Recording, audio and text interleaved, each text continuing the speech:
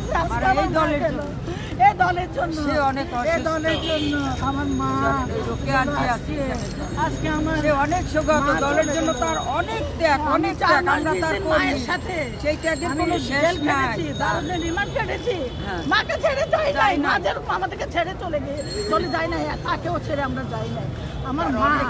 আমার মায়ের অনেক এই বাংলাদেশের জন্য সে আপোষ নেই। একটা পরিত্যক্ত জেলের ভিতরে রেখে এই শেখ হাসিনা আমার মাকে কষ্ট দিয়েছে। আপনাদের মাধ্যমে চাই, জনাব মিডিয়ার মাধ্যমে চাই, জনাব 18 কোটি জনগণের পক্ষ থেকে এবং প্রকাশ্যে তাকে হত্যা করা হোক। তাকে 18 কোটি মানুষের দাবি, এই স্বৈরাচারের বিচার চাই, আমরা বিচার চাই, ওর বিচার চাই। ও আমাদের মাকে হত্যা করেছে, আমাদের মাকে হত্যা করেছে। আমরা এতিম হয়েছি, শুধু ভারপ্রাপ্ত চেয়ারম্যান তারেক রহমান এতিম হয় নাই। ভাইয়া তোমার সাথে আমরা আছি, ভাইয়া তোমার সাথে আমরা আছি, তোমার সাথে আমরা আছি। আমরা স্বপ্ন পূরণ করব, আমাদের মায়ের স্বপ্ন পূরণ করব আমরা ইনশাআল্লাহ তোমার সাথে থেকে। এই বাংলাদেশের স্বপ্ন উনি আমাদেরকে ছেড়ে যায় না, উনি আপোষে, উনি যাওয়ার অনেক ওনার ইয়ে ছিল, কিন্তু উনি যায় না, সুযোগ ছিল, উনি যায় না। উনি দেশকে এত ভালোবাসতো, এই দেশে ওনার প্রাণ গেছে। আর তুমি কোথায় গিয়ে পড়ছো? এই শেখ হাসিনা তুমি কোথায় গেছো? এই শেখ হাসিনা তুমি এখন কোথায়? তুমি একটা হিন্দু দেশে, তোমার বিচার আল্লাহ তাআলা করবে। আল্লাহ তুমি বিচার করো, আল্লাহ তুমি বিচার করো, আল্লাহ তুমি বিচার করো, আল্লাহ তুমি বিচার করো। তুমি আমার মাকে আল্লাহ বেহেশত নসিব করো, আল্লাহ তুমি বেহেশতের উচ্চ মাকাম দান করিও, আল্লাহ আমার মাকে তুমি উচ্চ মাকাম দান করিও। আমিন সুবহান আমিন। আল্লাহ আপনার মহিলারা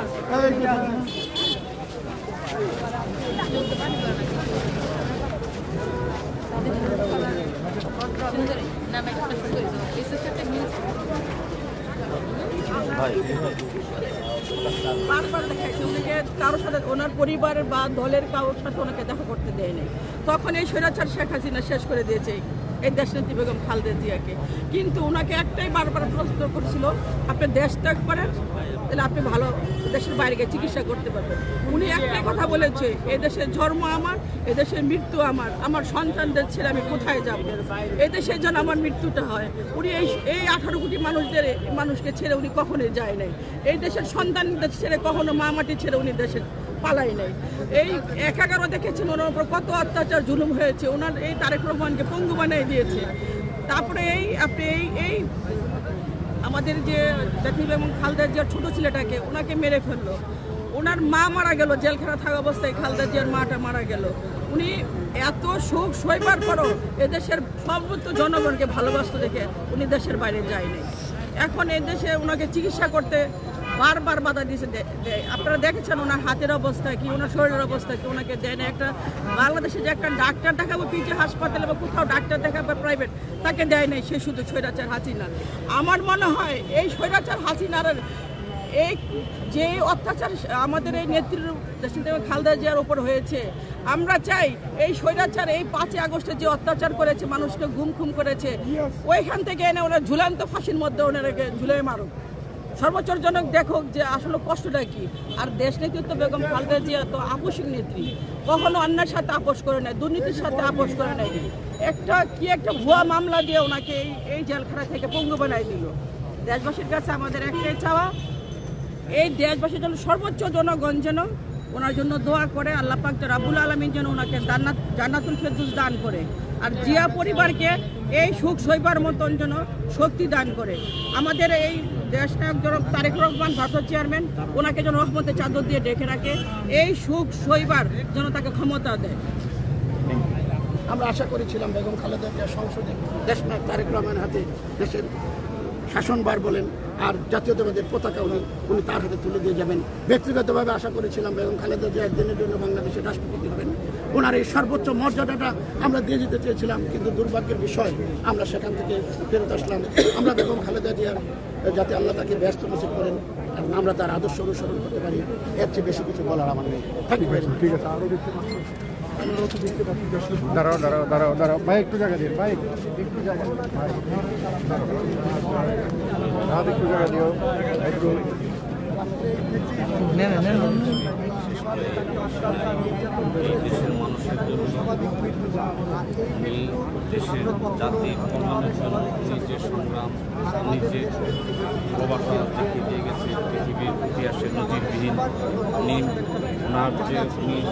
সাবেক রাষ্ট্রপতির স্ত্রী, উনি 3 বারের প্রধানমন্ত্রী, উনি এই দেশবাসীর জন্য ওনার দেশ অবনতিক শিক্ষা ব্যবস্থা থেকে শুরু করে সমস্ত খাতকে ওনার যে দেশপ্রেম ছিল সেটা অকল্পনীয়। আজকে আমাদের যে কি হারিয়ে ফেললাম এটা আমরা ভাষায় প্রকাশ করতে পারছি। আমরা সত্যিকারে আজকে এতটাই ব্যথিত, আমাদের মনে হচ্ছে যে দেশকে আমরা মনে হচ্ছে যে হারিয়ে ফেলছি। তারপর আমাদের এই প্রিয় নেতৃত্বের সর্বশেষ আমরা এই কামনাটাই করি, আল্লাহ পাক যেন ওনাকে ব্যস্তবাসী করেন। আমাদের নেত্রী চলে যায় নাই, আমাদের নেত্রী হয়তো ওনার দেহটা চলে গেছে, ওনার আমাদের মাঝে মনে হয় আমাদের মধ্যে থাকবেন। ওনার সমস্ত আদর্শ, সমস্ত ভালো কাজগুলো আমরা দেশবাসী তথা ওনার যে সুযোগ্য সন্তান তারেক রহমান, ইনশাল্লাহ ওনার যে ভালো চাওয়া, এই দেশবাসীর জন্য ভালো চাওয়া ছিল, আশা করি সেগুলো কাজ করবে। আমাদের আশা, একটা আমার আশা হলো আমাদের দুর্নীতিমুক্ত সমাজগত, তার পিছনে যে লোকগুলো ঘুরে তারা স্বার্থন্বেষী, তারা স্বার্থপর, তারা স্বার্থ সিদ্ধি না করতে পারে সেটা আমাদের তারেক দিয়ে লক্ষ্য করতে হবে।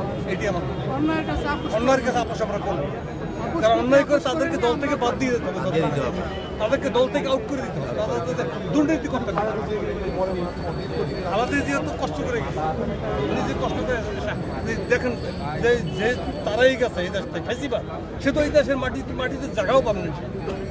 এই মাটিতে তার জায়গা হবে, এই মাটিতে তার জায়গা হবে না। নেতৃত্ব কিছু বলেন আসলে ওনাকে নিয়ে যদি কিছু উচ্চারণ করেন, ওনাকে নিয়ে খালেদা দেশে তো অনেক কিছু করবে, কিন্তু সে শেষ পর্যন্ত সে গণতন্ত্রের যে প্রতিষ্ঠা সেটা সে দেখে যেতে পারবে। এটা হলো আমাদের নারী শিক্ষা সম্পূর্ণ ভূমিকা রাখছে, কিন্তু আমাদের রাত তুমি আমার কাছে আসো, রাত তুমি আমার কাছে আসো, রাত তুমি আমার কাছে আসো।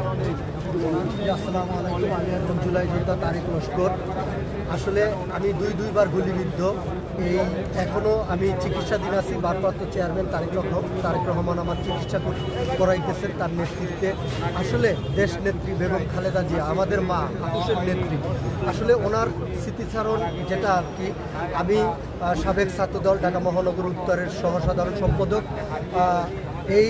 তাকে যখন বারবার আমাদের গুলশন কার্যালয় থেকে যখন সে যখন হাজিরা দিতে যাইতেন, তার পাশে থেকে তার কাছে থেকে সবসময় এই হাজিরার অংশগ্রহণ করতে পারছি এবং তার কাছে থেকে আমি দেখছি, আমি গুলশন কার্যালয় থেকে আসলে রাত্র 1টার সময়ও সে যখন, এটা অপূরণীয় মানে কি আসলে এইটা আমাদের জন্য, তার এই মৃত্যু তো কোনো স্বাভাবিক মৃত্যু না, তাকে হত্যা করা হয়েছে।